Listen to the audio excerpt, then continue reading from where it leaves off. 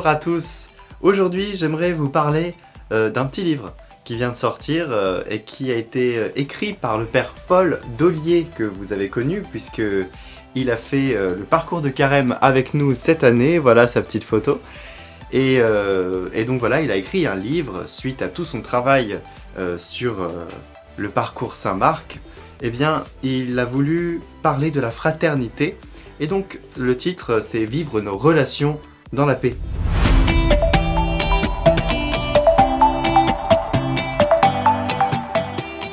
Et donc, je voulais vous introduire à ce petit livre en vous parlant tout simplement de l'introduction et du sujet de la fraternité, parce que c'est vrai que c'est un sujet qu'on a tendance à passer vite, parce que c'est évident, la fraternité, on doit la vivre chacun, mais comment la vivre exactement? Et surtout, comment la vivre en église? Comment la vivre pour la mission, pour évangéliser? Et donc je vais prendre quelques citations pour vous introduire au sujet de la fraternité. Et bien évidemment, si vous voulez aller plus loin, il faudra vous procurer ce petit livre et je vais vous mettre le lien en description. Donc cette vidéo vient pour compléter en quelque sorte le parcours Saint-Marc qui a été miniaturisé en quelque sorte pour Catoglade. Et donc voilà, le père Paul Dollier pense en effet que le problème dans l'annonce de l'évangile ne vient pas des outils pour rencontrer l'autre, voire de notre conversion personnelle, mais de nos relations par nos comportements. Parce qu'avec nos comportements, parfois nous empêchons l'accès à l'évangile. Dit autrement, nous sommes les premiers obstacles à la mission par notre vie fraternelle qui ne correspond pas au message que nous annonçons. Et donc le père Paul Dollier va encore plus loin en introduisant la notion de mission dans la fraternité, parce que en réalité nous sommes en mission sur Terre, ceux qui sont engagés dans des paroisses sont en mission, ceux qui ont un service particulier sont en mission, et il nous donne des clés pour que cette mission annonce l'évangile à travers les actes. Et cet acte, un des actes principaux pour la communion, c'est la fraternité. Sans la fraternité, la mission ne marche pas bien. Voilà. Et donc, il dit, nous sommes appelés à devenir experts dans l'art de la rencontre, non pas dans l'organisation d'événements ou dans la réflexion théorique sur des problèmes, mais avant tout dans le fait de prendre le temps de rencontrer le Seigneur et de favoriser la rencontre entre nous. Hier, je vous parlais de l'accueil.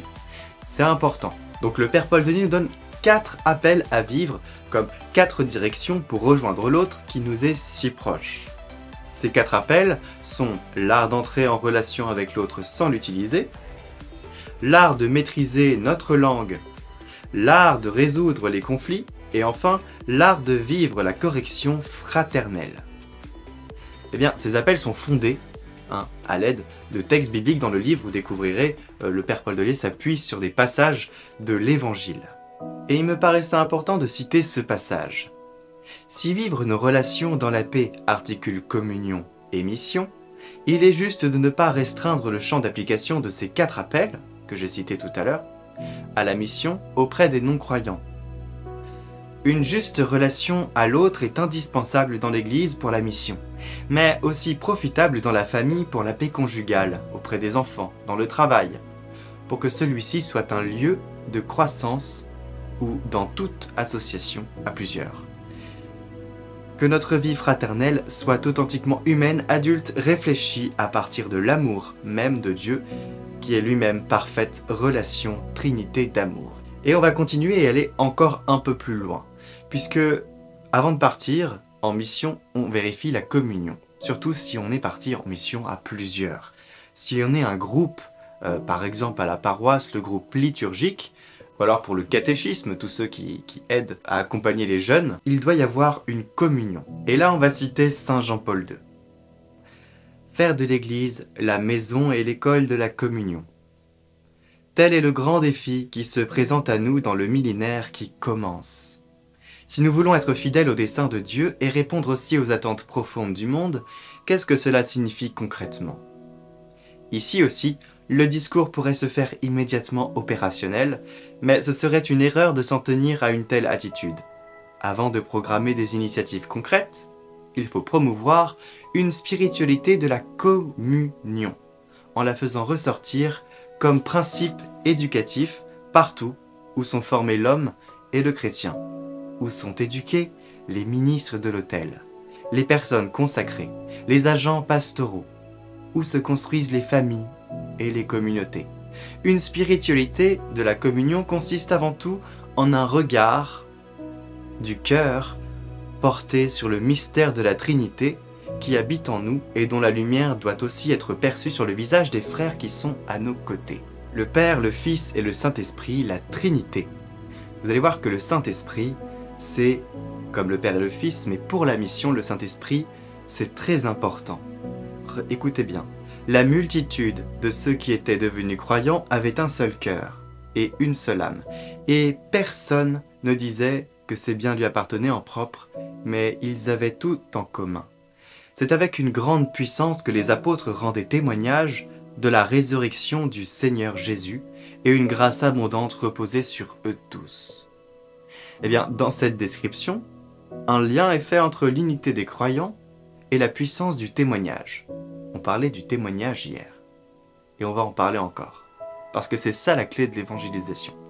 Cette vision de l'Église est parfois comprise par certains comme irénique, c'est-à-dire s'efforçant de mettre tout le monde d'accord. Attention, dans le texte des Actes, c'est juste après la Pentecôte que l'Église est décrite de cette manière-là, et non tout au long du récit. Cela nous indique deux choses. D'une part, cette unité est l'effet de l'Esprit. L'Esprit Saint qui est le maître de la communion. Elle est présente au commencement. D'autre part, elle n'est pas donnée pour toujours, puisque juste après le chapitre 4, l'unité est brisée par la fraude d'Ananie et de Saphir. Et le Père Paul Dolier continue. Qu'est-ce à dire? Supplions pour recevoir cette unité au commencement de notre communauté. De même que sans l'Esprit Saint, les disciples avaient peu de liens fraternels, nos œuvres ne commenceront pas sainement sans une concorde du cœur, fruit de l'Esprit Saint, et sans quelques petits efforts humains. Cela veut dire que pour toute mission, surtout quand on est à plusieurs, il faut prier l'Esprit Saint. Si on n'invoque pas l'Esprit Saint avant toute mission, et même pendant au cours de la mission, avant chaque action, avant chaque acte, eh bien, on sortira de cette communion. Voilà, il faut rester dans la prière toujours et confier ce que l'on fait à l'Esprit Saint. Et je vais conclure sur ce passage, qui est encore cité du livre, hein, comme tous les autres. Ne confondons pas unité et uniformité. Être uni ne signifie pas être du même profil, ou de même tempérament, ou être toujours d'accord. Nos communautés doivent supporter la diversité de tempéraments, de culture et d'âge. Sinon, elles seront incapables d'attirer le monde. Elles attireront leurs semblables, des clones. Ensuite, l'unité est le socle pour commencer, mais elle doit se laisser bousculer parfois, même être détruite, pour que la communauté grandisse. De même que l'arrivée d'un enfant dans un couple bouscule la paix des époux et les fait grandir, de même, les demandes des veuves ou des païens envers les apôtres vont bousculer leurs habitudes, les désinstaller, leur faire vivre de multiples crises, qui, une fois solutionnées, permettront de retrouver une paix perdue. La paix de la communauté n'est donc pas un sentiment à jalousement garder, au risque de le perdre pour toujours, mais à retrouver par une série de crises successives. Le drame n'est pas de subir une crise de croissance, mais de ne pas savoir la dépasser. Voyez, dans ce passage-là, c'est très intéressant, parce que dans nos paroisses, on vit un peu tous cette expérience. Cette expérience d'avoir des paroissiens, et même une structure, souvent c'est l'EAP, et bien parfois on a l'impression que non, pas de vague, il ne faut pas de conflit, rien du tout, voilà, tout va bien se passer, et on ne règle pas les choses. Ce qui fait qu'à la fin, il ne se passe rien, et le rien est pire que tout. Il faut vraiment qu'on tous prenne conscience de cela, qu'on accepte parfois les changements, même s'ils ne sont pas très agréables. Il faut accueillir le changement, et quand on fait une mission, je trouve que c'est très important, il ne faut pas être vindicatif. Parce que si on fait quelque chose en râlant, parce que finalement, oui, la communauté n'est pas comme on voudrait, le prêtre, il n'est pas sympa avec moi, ou il me calcule pas, vous voyez, il y a plein de problèmes dans les communautés paroissiales. Eh bien, il faut rayonner de joie. Parce que finalement, on ne sert pas le prêtre, on ne sert pas les responsables, on sert le Christ. C'est l'église du Christ, pas l'église du prêtre. pas l'église du Conseil de la paix, c'est pas l'église de certains paroissiens qui prennent le pouvoir, c'est pas leur église, c'est l'église du Christ. Donc, vous êtes aussi légitime qu'eux. Et vous devez montrer toute votre bienveillance, toute votre fraternité, et c'est le sujet de la vidéo, toute votre fraternité, pour bien comprendre cette fraternité. Ce livre, il est parfait pour ça. Eh bien, vous devez leur montrer que vous servez le Christ.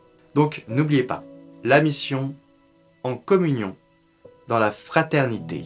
Et la fraternité commence dans nos familles, dans nos relations de tous les jours. Ce livre vous aidera à bien comprendre tout ça. C'est en quelque sorte un chemin de sainteté. Puis il y a des petits temps pour faire des réflexions. Voilà, questions pour réfléchir seul ou en petit groupe, où vous pourrez méditer un peu tout ce que vous venez de lire, seul ou en groupe. Et en groupe, c'est mieux que d'être seul. Vivre nos relations dans la paix par le père Paul Dollier. Voilà, c'est un petit livre à 11 € aux éditions Les Béatitudes. C'est un outil pour les missionnaires et vous êtes des missionnaires.